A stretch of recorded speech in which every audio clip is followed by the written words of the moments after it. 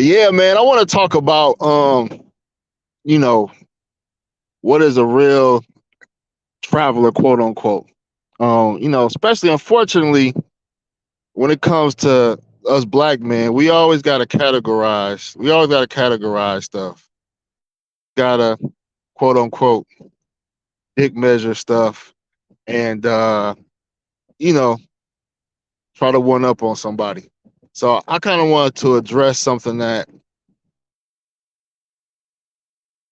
I saw thrown out there as far as, certain people feeling like they real travelers and this and that. Mara, what's good, bro? What's good, man? What's good, man? So when it comes to the travel, man, it's a lot of factors that goes into travel. Availability, time off, your money, resources, and your interest, but primarily, time, time and money.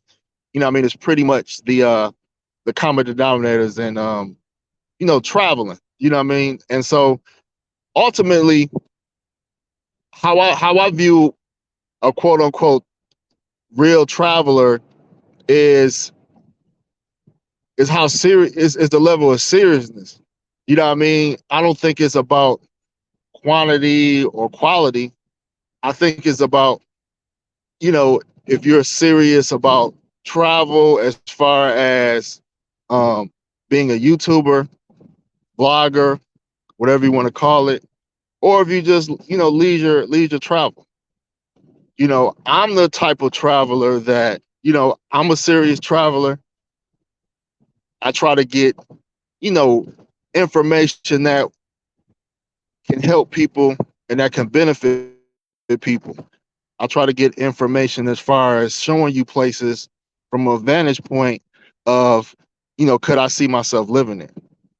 I don't, me personally, I don't make content just to show guys, the culture, museums, artifacts, sightseeing. I don't do sightseeing stuff. I do things that what I believe is, that can help somebody make a decision whether they want to live, um, invest money, or find a significant other. You know, there's enough guys that create content on tourism type aspect. Like I don't promote tourism. I promote travel. Um, traveling for a particular purpose. You know what I mean? But there's no right or wrong there's no right or wrong about what you should travel for and why you should travel. I don't knock or look differently at brothers that can only travel, once or maybe twice a year. You know what I mean? Most Americans, um, we work on a 2 week vacation on average. You got other countries like in Europe, they get like 30-day vacations. Like we work a lot in the United States. So, you know what I mean? Everybody don't have the luxury or leverage to negotiate more vacation time when it comes to a certain job. Um, Shout out to International Zoe. He did a video, kind of highlighting certain things. It's people that make a lot of money. It's people that make 150, 200, $300,000 a year, but they just don't have the time to travel. You know what I mean? Because of their business and things of that nature. Um, some people have family, kids. They can't be gone too long about that. And some people got, real estate that they got to either tend to or real estate that they got to stay employed to maintain. So there's so many factors and why certain people may not be able to travel as much of things of that nature. And those who out there, let me know what y'all define as a real a real traveler, or do you even think it even matters uh you know, to put a category on that? Now, there are people that are able to, live. And and I'm gonna attack what living is, because a lot of people loosely use the word live. Um, you can be in another country under a tourist visa. Most countries between 30 to 90 days. 30 to 90 days. And I really don't like to criticize or correct people, but I'm just gonna point this out, is that um anywhere any all countries follow this same parameter. You're not a resident unless you are there 100 at least 100 days, 180 days out the year, or 6 months. So it doesn't have to be continuously, but it has to be cumulative for the most part. And so if you're not in a country for, at least 6 months, you technically don't live there. You technically can't establish residence.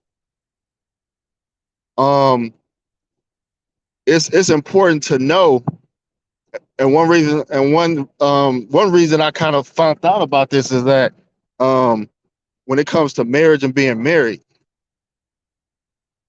you can divorce somebody.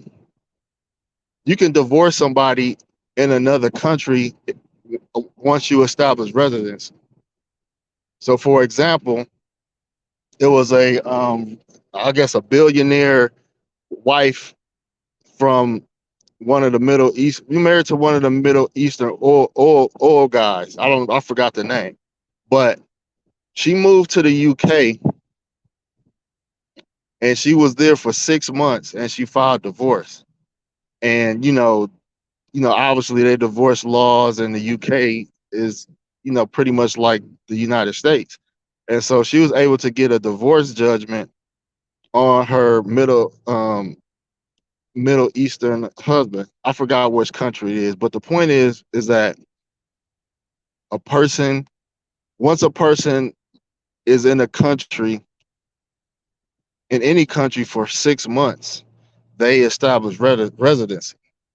So when a lot of these guys say they live in other countries, like, you really, I even said it. I even said things like that before. Like, I lived here for 30 days or this or that. But really, live somewhere is to be able to establish residence. So I just wanted to make that point. Um, and some guys, they shouldn't throw their their fortunate situation in people's faces either. You know what I mean? Yeah, some people served in the military and was able to either retire early or had some type of medical injury or ailment, and they were able to get VA benefits. And kudos, and I commend those who served in the military. Um, it comes with great risks, a lot of bravery, and the benefits that come with it, are deserved. You know, um, but everybody can't be in the military. The country has to function, and just because you were able to have that, um, just because you have that benefit doesn't make you a better traveler, a real traveler, or things of that nature. It just means that you chose a career path that was able to um, reward you in a way where you can have a lot of time and flexibility to travel. Now, this was brought up. I've seen in some folk posts. You know what I mean? I was, while it is brothers that do enjoy the benefits of being retired or disability from the military, you know, a lot of those guys were, you know, some guys, you know, you was called out on being dishonorably discharged, or you know, they may have not really, they may have went through basic training, but they may have not did anything since basic training, you know, and nothing wrong with that. But then you got some that want to poke their chest out and try to, you know, make it seem like they are, you know, better than the next man or things of that nature. You know, there are guys that there are guys. I'm mainly speaking to guys that create content, guys that travelers that create content. You got guys that will be in a particular country and they don't really do shit. You know what I mean? They may you know, they may make, you know, content here and there, but they not really putting out information. They not really learning about a country. And so they feel, and then a lot of times they feel like just because they've been there a long time, what they know trumps somebody that visited for a long weekend or a week. Like I just came back. I went to Tamaco, Colombia. And so those that familiar with my travels, you know, I travel countries, but I travel many different cities within the country. Notably, up to 14 cities in Colombia now, and 14 cities in Brazil, 4 cities in South Africa, um, all over DR, you know what I mean, and so forth. So when I travel to these countries, like I don't travel to just one city. I travel to different countries, and I report on each country thoroughly, to the point where I can be I could be I've been in South I've been to South Africa probably cumulative maybe on 2 occasions, totaling maybe about 3 weeks. I've analyzed and dissected a lot of South Africa than somebody that's been there for years and primarily just been in one city. You know, so I could, you know, I could speak. It's like being a jack of all trades, master of none to a certain extent. And so I don't really try to discount a person's ability to evaluate and analyze a place based on how long they've been there.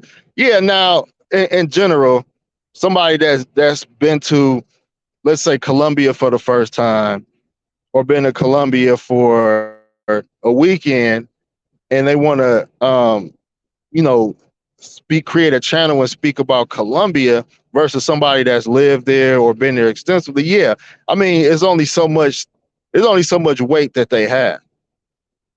But then you got people that, but then you got people that are have proven have proven that their ability to research and evaluate, and there's some people that just have the ability to do that in a short amount of time.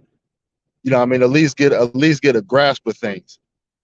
What's up, Buck Travel? He said a real traveler is someone who will travel regardless of the woman or nightlife. Yeah, that's a good vantage point as well. You know what I mean? Everybody does travel for different things. Like I said earlier, some people travel for culture. You got food travelers. You got guys that travel just to show you different cuisines, street food, and things of that nature. You got guys like that. You got guys that want to show the nightlife. You got guys that want to show the culture. You know, I'm more trying to dissect the vantage point of being a real traveler as far as how long you're able to spend traveling. You know, basically availability. So, um, and like Zoe said on his one video, like everybody situation is different. You know, some people are retired military, some people are able to work from their computer.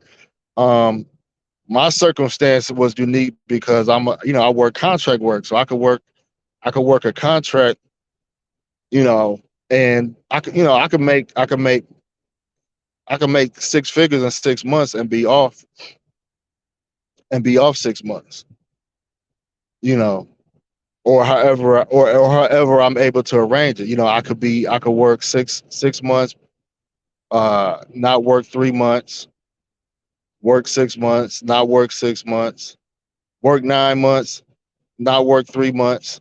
So I could do that, and some people don't have to work at all. Some people can just work fully remote, and some people are retired early at a young age, mainly through the military. Um, so I really don't try to. I never really try to categorize, who's a real traveler versus not a real traveler based on how many trips or things that they have. Now, I do have respect for guys that um, have put in the work. Put in the work and hit a lot of places and was able to give great detail. Because a lot of people can't really give a lot of great detail. Um, you ask somebody about relocation and visas and starting a business, they don't really know.